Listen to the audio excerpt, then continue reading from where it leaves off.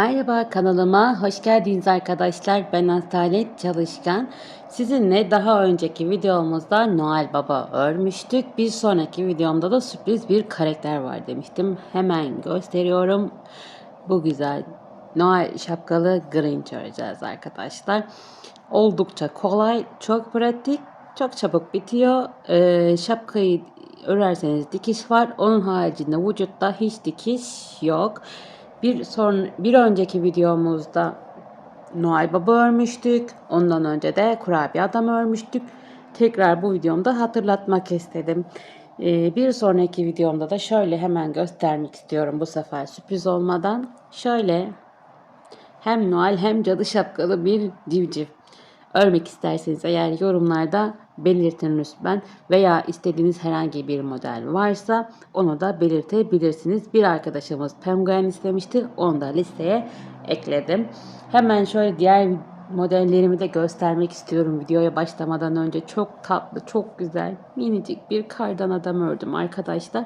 Belki şurasına küçük bir şapka detayı da ekleyebiliriz.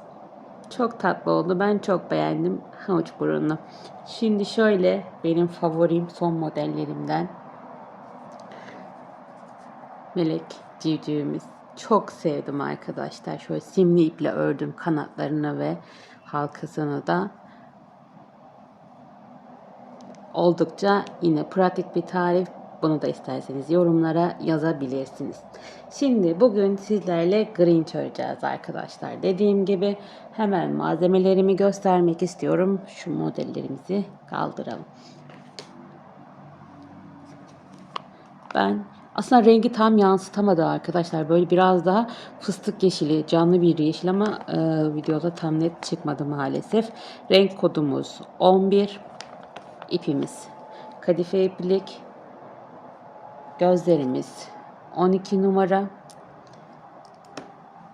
tığımız 4 numara, kalın bir iğne makas, elyaf'a ihtiyacımız var. İşlemeler için siyah iplik, koyu renkte bir yeşil iplik, bir de dediğim gibi şapka yapmak isterseniz kırmızı ve beyaz iplik olacak. Şimdi eğer hazırsanız yapımına başlayalım. Şöyle başlangıç zincirimi çekiyorum ve bunu saymıyorum. 2 tane zincir çekiyorum. Geriye dönüyorum. İlk yaptığım zincirin içerisine bir sık iğne yaptım.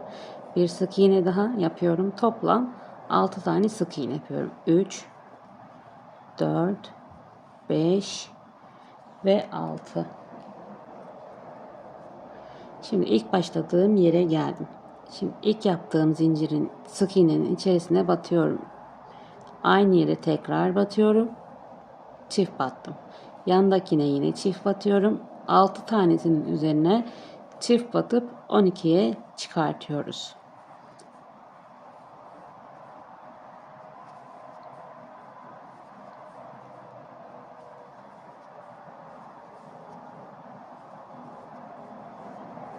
Ve 6.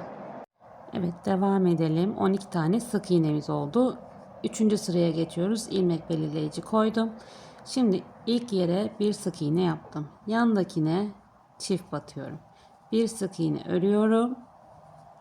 Bir çift örüyorum. Bir tek örüyorum. Bir çift örerek 18 tane sık iğne elde edeceğim bu sırada arkadaşlar.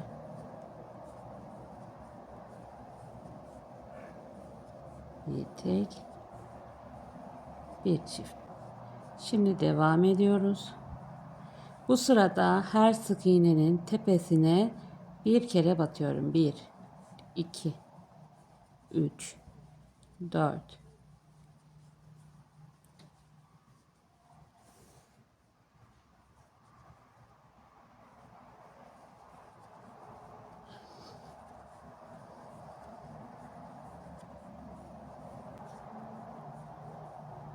16, 17, 18. Şimdi bu sırada da arkadaşlar devam ediyoruz. 1, 2, 3, 4. sıra işledik. Şimdi 5. sıradayız. Bir sık iğne yaptım. Yanına bir sık iğne daha yapıyorum. Üçüncüye çift batıyorum. 2 tane tek örüyorum. Üçüncüye çift batıyorum. 1 2 tek, üçüncüye çift. Bu şekilde sıra sonuna kadar örüyorum. Toplamda 24 tane sık iğnemiz oluyor. 4 1 2 3 4. Şimdi geldik arkadaşlar. 1 2 3 4 5. sırayı ördük. 6. sıradayız. Devam ediyoruz. 1 2 3 4 5 tane sık iğne örüyorum. 6.'ya çift batıyorum. 1 2 3 4 5 sık iğne. 6.'ya çift. 1 şöyle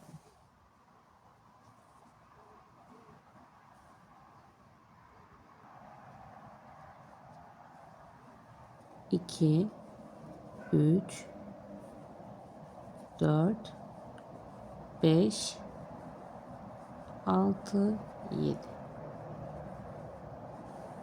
Sıra sonuna kadar gelelim.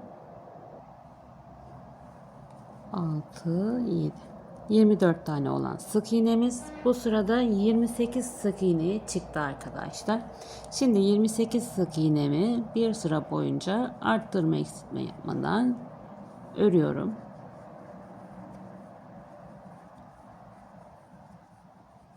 Sıra sonuna kadar tek batarak örüp gelelim. Evet, geldim arkadaşlar. Şimdi devam ediyoruz. 1 2 3 4 5 6 7 8 ve 9. Şimdi 9. sıramızda bir popcorn çalışması yapacağız. Tığımıza ipimi doluyorum. 1 doladım, 2 doladım, işliyorum, 3 doladım, işliyorum, 4. Eğer ince iple yapıyorsanız bu aşamada 5 veya 6 yapabilirsiniz. Şimdi hepsini birden işleyip sabitledim. Ve yandakine batıyorum. Araya 1 2 3 4 5 6 7 8 sık iğne yaptım. Daha sonra yine tığıma ipimi dolayıp yine bir popcorn çalışması yapıyorum. 2 3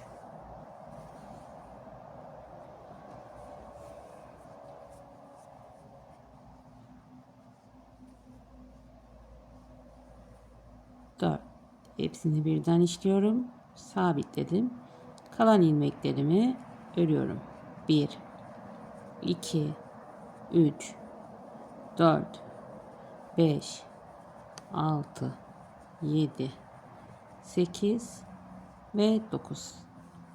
Geldim sıra başına. Şimdi bu sırada bütün ilmeklerimize tek batıyoruz arkadaşlar.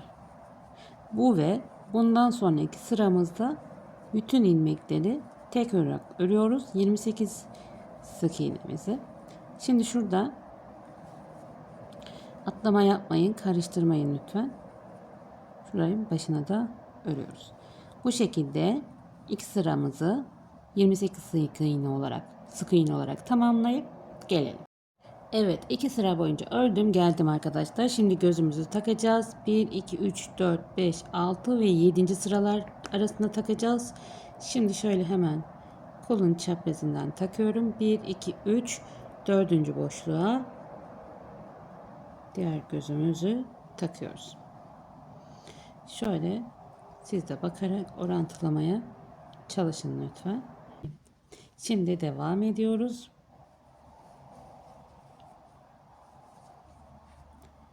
1 2 sık iğne ördüm. Üçüncüsünün dördüncüsünü şöyle birlikte alıyorum ve kesiyorum. 1 2 tane ilmek ördüm. Kestim. 1 2 ilmek ördüm. kestim. 2 tane ilmek kestim. Şimdi hemen yanındakine bir tane popcorn yapıyorum. 1, 2, 3, 4 kere işliyorum. Hepsini birden işleyip kesiyorum. Daha sonra yanına bir sık iğne yapıyorum. Araya bir tane kesiyorum. Bir sık iğne yapıyorum ve bir popcorn yapıyorum. 1, 2, 3 ve 4. Hepsini birden işleyip sabitledim. Hemen yanında kesme işlemi yapıyorum. 1, 2, kesme, 1, 2 ve kesme işlemi yapıyorum. Bu şekilde bacaklarımızı da yapmış olduk.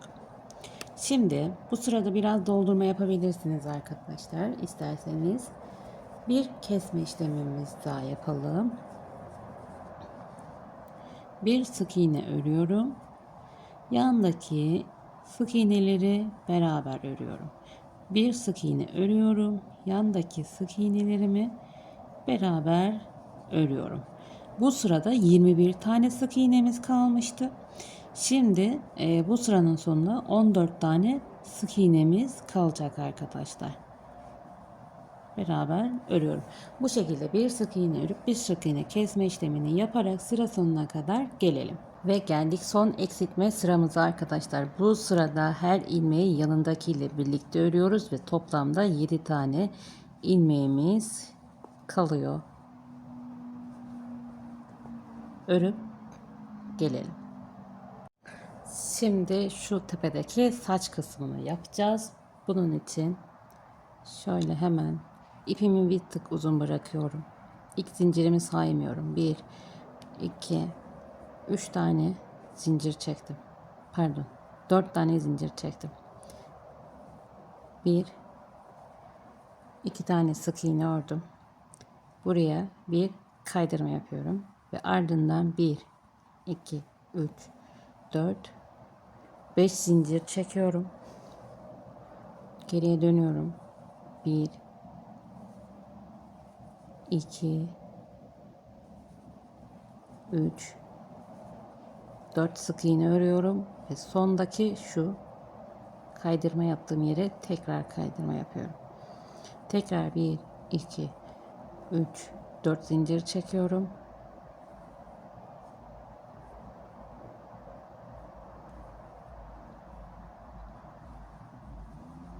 Bir, 2, 3 sık iğne yapıp yine aynı yere bir kaydırma yapıp ipimi biraz uzun bırakarak kestim.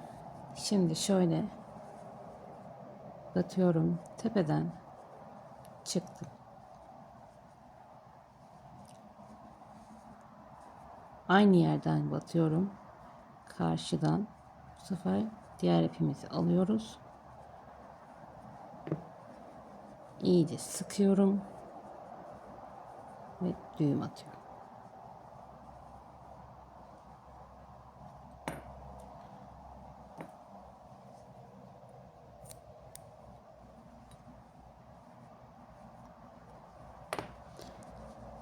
Saçımız hazır. Şimdi şu işlemelerimizi yapalım. Bunun için yeşil ipimi alıyorum.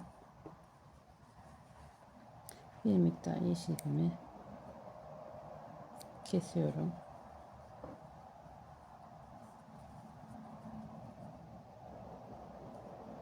Bu kısmı hızlandıracağım. Şimdi şöyle 2 kaş ve burun yapacağız.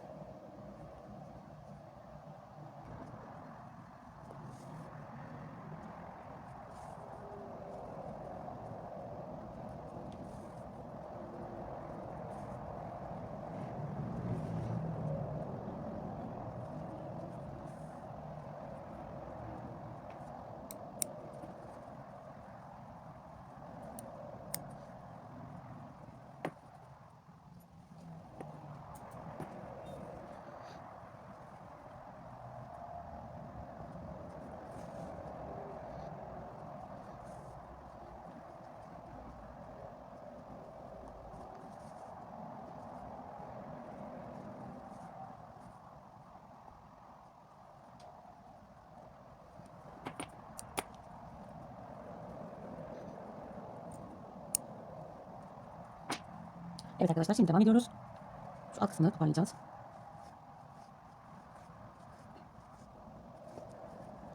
Ve hazır arkadaşlar. Şu an şapkasız. Şapkası için de hemen yan tarafa yazılı bir tarif yazacağım arkadaşlar. O şekilde şapkayı da yapabilirsiniz isterseniz. İsterseniz bu şekilde şapkasız da yapabilirsiniz. Şöyle ipim duruyor. Anahtarlık aparatı takacağım ipimle. O yüzden ipimi kesmedim. Grinçlerimiz hazır. Gerçekten çok pratik bir tarif. Çok da çabuk bitiyor. Dikiş de yok. Ördüklerinizi benimle paylaşırsanız çok sevinirim. Instagram'dan birçok like yapan arkadaşlarım görüyor, paylaşıyorum. O kadar hoşuma gidiyor ki çok mutlu oluyorum. Bunlar gerçekten bizi yeni video için teşvik ediyor. Unutmayın. Tekrarlıyorum. Kanalıma abone değilseniz lütfen abone olun. Yeni videolarda görüşmek üzere. Ayrıca bebekler için bere videom da gelecek. Oyuncaktan hariç bere, patik, eldiven gibi videolarımı da hazırladım. Onları da yüklemeye devam edeceğim. Bir sonraki videoda görüşmek üzere. Hoşça kalın. Kendinize iyi bakın.